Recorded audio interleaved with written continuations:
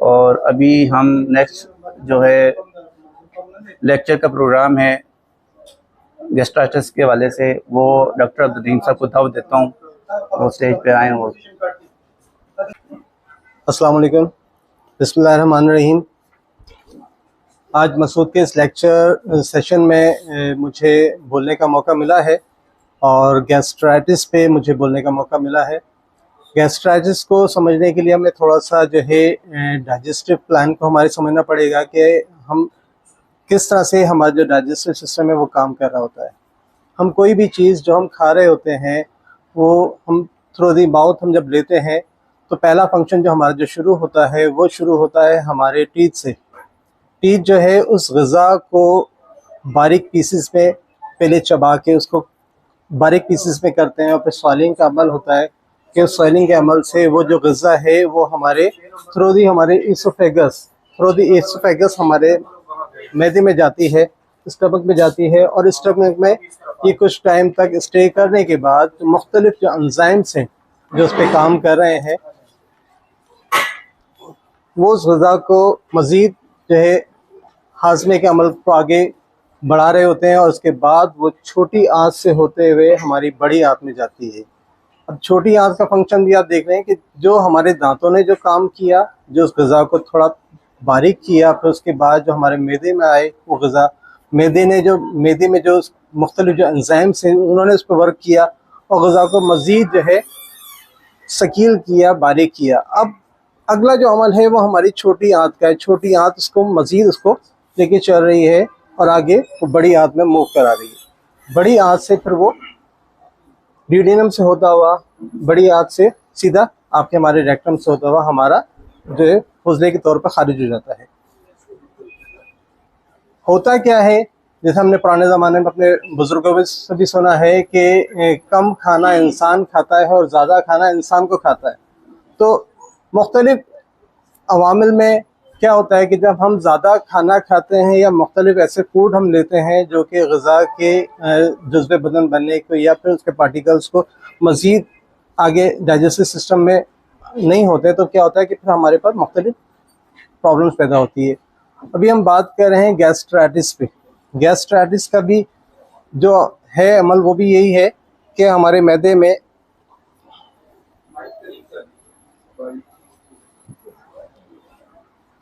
Gastritis की हम causes पे जब जाते हैं तो पहली जो काजेज़ है एच पायलोरी है। एच पायलोरी आपको पता है कि ये वो हेलीबैक्टीरियल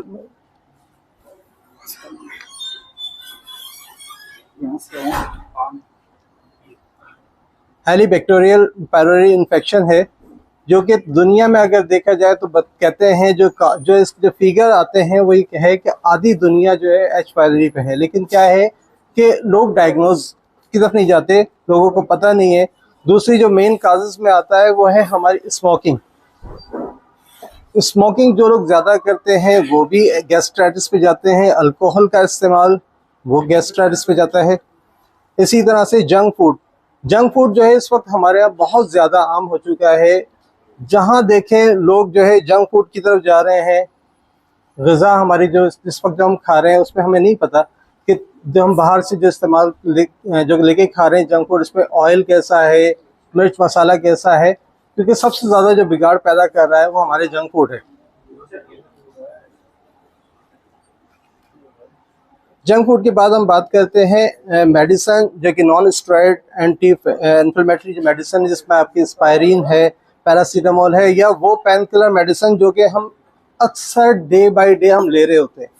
वो क्या होता है कि मैदे पे आपके उसके जो असरात होते हैं वो उसके बद असरात की वजह से हमारे मैदे की जो लेयर है, जो लास्ट जो लेयर जो कहलाती है, इस पे इन्फ्लेमेशन आ जाता है और अक्सर औकात जो है यहाँ पे आके अल्सरेशन हो जाता है, हमारी एसिडिटी, बर्निंग और दूसरे मुख्तलिफ जो काजेज़ वो शुरू हो जाते हैं। इसमें सबसे बड़ा अमल जो है हमारी मुख्तलिफ जो हम मेडिसिन ले रहे होते हैं, एंटी स्टेरॉइड की टाइप की जो मेडिसिन होती है या फिर पेन किलर के तौर पे जो होती है मेडिसिन, वो हम ले रहे होते हैं।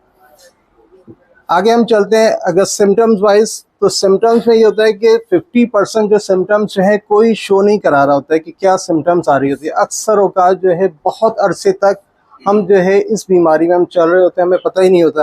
कि कोई सिम्टम्स नहीं आ रही होती। और जब सिम्टम्स 50% जो सिम्टम्स जो आ रही होती हैं उसमें एसिडिटी है, बर्निंग है, क्रैम्प्स है, ब्लॉटिंग है, एब्डोमिनल पेन है अपर साइड का खासकर, ऐसे में हम जो टेस्ट कराते हैं वो एंडोस्कोपी कराते हैं। और एंडोस्कोपी में आपको पता चलता है कि आपके मैदे में जो है गैस्ट्राइटिस का अमल पैदा हो रहा है। और सिम्टम्स में आपके पास आ रही होती है, पेन हो रहा होता है, वोमिटिंग हो रही होती है, फ्लूचेंस हो रहा होता है, खाना हमारा बाहर की तरफ आ रहा होता है, मुख्तलिफ औकात में हमें लॉस ऑफ एपिटाइट होता है, लॉस ऑफ फैट होता है, हमारा वज़न कम होने लगता है, खट्टी डकारें आ रही होती हैं। ऐसे में हम अगर मेडिसिन पे जाते हैं तो हमारी होम्योपैथिक मेडिसिन जो है नक्स वोमिका इसमें बहुत अच्छा काम करती है। नक्स वोमिका ख़ासकर उन पेशेंट के लिए जो कि अल्कोहल का इस्तेमाल ज़्यादा करते हैं या जिनका सिटिंग ज़्यादा होती है, बैठने का अमल ज़्यादा है, कंप्यूटर पे काम कर रहे हैं, दिन भर बैठे हुए हैं, कोई उनकी रनिंग नहीं हो रही, तो ऐसे में और जंक फूड का इस्तेमाल भी साथ साथ उनकी ज़्यादा है, तो ऐसे में हमारी नक्स वोमिका जो है वो बहुत अच्छा काम करती है।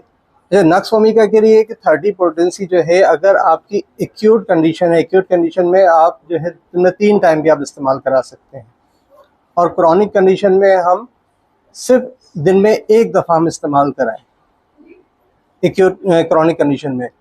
और इसी तरह हमारी जो सेकंड मेडिसिन जो है उस पर हम जाते हैं तो ऑक्जेलिक एसिडिक है, जो कि वो उसका भी यही है कि आप अगर एक्सट्रीम कंडीशन के अंदर जहाँ पर मच पेन रिलीफ जो है हो रहा हो, वहाँ पर आप जो है वोमिटिंग भी है, तो आप एसिड ऑक्जेलिकम इस्तेमाल करा सकते हैं। एसिड ऑक्जेलिकम भी यही है कि अगर आप एक्यूट कंडीशन में इस्तेमाल करा रहे हैं तो दिन में 3 टाइम, और अगर आप क्रॉनिक कंडीशन में है तो दिन में 1 टाइम इस्तेमाल कराएं। आर्सेनिक एल्बम हमारी तीसरी मेडिसिन जो है गैस्ट्रिक जहाँ मिकोसा जो है इन्फ्लेमेशन आपको है, वहाँ पर आर्सेनिक एल्बम है। कोई भी ग़ज़ा हमारी जैसी हमारे पेट मैदे में जा रही है और वो वोमिटिंग हो रही है, मैदा बिल्कुल उसको बर्दाश्त ही नहीं कर रहा, जैसे ही ग़ज़ा अंदर गई, हम पानी भी पी रहे हैं, पानी अंदर जाके जैसे गर्म और वोमिट हो रहा है, तो ऐसी कंडीशन में जो है हमारी आर्सेनिक एल्बम बहुत अच्छी मेडिसिन होती है। और आर्सेनिक एल्बम को भी जो है हम एक्यूट कंडीशन में हम 30 पावर में हम दिन में 3 दफ़ा इस्तेमाल करा सकते हैं, और क्रॉनिक कंडीशन में हम दिन में 1 दफ़ा 30। अगर हम तीनों मेडिसिन को देखें, खासकर क्रॉनिक कंडीशन में हम इस तरह से हम इस्तेमाल करा सकते हैं कि एसिड ऑक्जेलिकम को हम सुबह में इस्तेमाल कराएं, आर्सेनिक एल्बम को हम दोपहर में, और आपकी नक्स वोमिका को हम रात में इस्तेमाल कराएं। ऐसे में हाइड्रास्टिस जो है आप क्यूब में जो है दिन में 3 टाइम इस्तेमाल करा सकते हैं, 10-10 कतरे थोड़े से पानी में मिला के दिन में 3 टाइम। मसूद की जो मुख्तलिफ मेडिसिन है, इसमें आपकी गैस्ट्रोनेक्स सिरप जो है वो बेस्ट है मसूद का, और इसी तरह HR का जो है 35 नंबर वो भी आपके इसी में बहुत अच्छा काम करता है।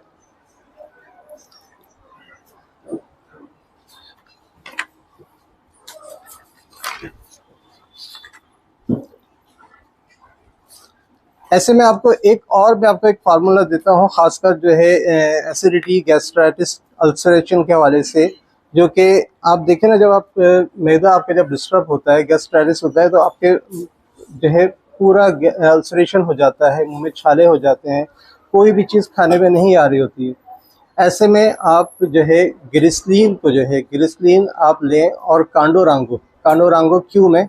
और कैलेंडोला क्यू में, इसका आप एक जो है कम्बिनेशन बना सकते हैं। और वो आप क्योंकि जब मैदे के बाद जो आप उसकी जो सिम्टम्स, खासकर जो आपके मुंह में आ रही होती है, जो छालों वगैरह की जो कंडीशन होती है, उसमें आप लगाने के लिए भी इस्तेमाल करा सकते हैं, और आप उसको दूध में इस्तेमाल करा सकते हैं। दूध में आप उसके पूरा उसका एक बनाए ग्लिसरीन के साथ, तकरीबन आप अगर 100 ml की आप ग्लिसरीन ले रहे हैं तो आप उसमें तकरीबन 30 जो है ड्रॉप जो है कांडोरांगो के और कैलेंडोला के आप मिला दें। ये आपका बेहतरीन जो है वो स्टोमा जेल आपका बनेगा, जो कि आप मुंह में लगाने के लिए इस्तेमाल करें छालों की कंडीशन में, और आप अंदर के जो अल्सरेशन जो हो रहा है उसके लिए आप दूध में डाल के 10-10 कतरे आप इस्तेमाल कराएं, और उसको कहें कि पहले मुंह में आप गरारे की तरह लें, बाद में उसको पी जाएं। इसी तरह से एक आपका जो फार्मूला है जिसमें चैलिडोनियम क्यू में हाइड्रास्टिस क्यू में, एसाफोटिडा क्यू में और कार्मिक क्यू में।